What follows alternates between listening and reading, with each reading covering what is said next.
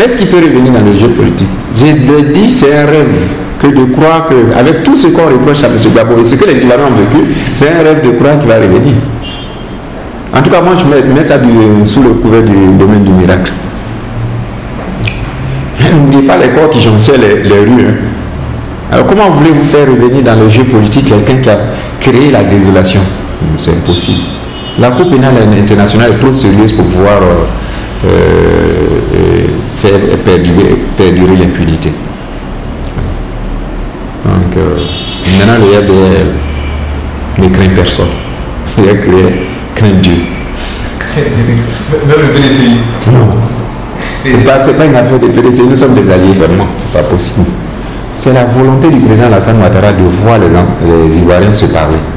C'est ça qui a permis de mettre en place le cadre permanent de dialogue et accepter que le gouvernement puisse, à travers le Premier ministre, l'ex-Premier ministre Aoussou Diallo, puisse rencontrer le FPI pour discuter, pour aborder certains aspects qui ont trait à la réconciliation, à la cohésion sociale et surtout qui ont trait à ce qui va se passer en 2015. Voyez-vous, nous avons préparé 2015. Il y a les listes électorales, il y a le recensement général de la population, la façon dont la commission électorale indépendante doit être composée, le financement des partis politiques. Ça, ce sont des sujets qui sont transversaux pour lesquels les acteurs politiques ont intérêt à discuter avec le gouvernement. Donc c'est tout à fait normal. On n'a pas besoin de pression de qui que ce soit pour savoir quels sont les actes à poser pour la cohésion sociale. Et puis, il est peut-être bon que les Ivoiriens apprennent que leur gouvernement est responsable. Le chef de l'État a été élu par les Ivoiriens, il n'a pas été élu par les chancelleries occidentales, il n'a pas été élu sous pression de qui que ce soit, c'est les Ivoiriens qui l'ont élu.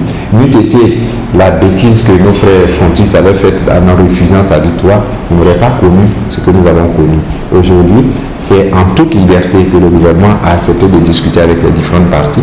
Et notre souhait, c'est que ces discussions se poursuivent et pour qu'on trouve des solutions là où des solutions sont à trouver pour permettre aux Ivoiriens de vivre comme par le passé en cohésion. J'ai appris, je ne sais pas si c'est que